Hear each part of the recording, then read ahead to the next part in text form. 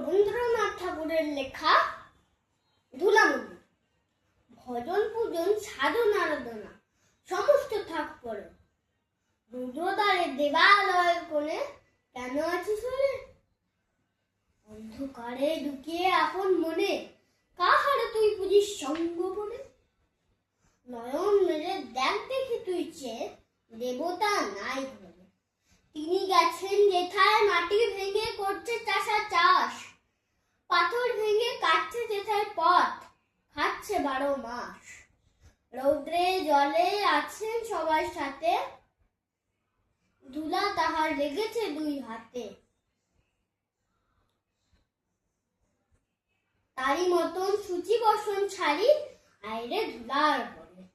মুক্তি, ওরে মুক্তি কোথায় পাবি? মুক্তি কোথায় আছে? আপনি প্রভু সৃষ্টি বাঁধন পরে বাঁধা সবার কাছে।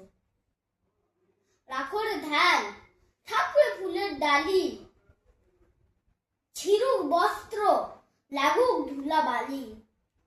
কর্মযোগে তার সাথে এক হয়ে ঘর্ম পড়ুক ঝরে। নমস্কার।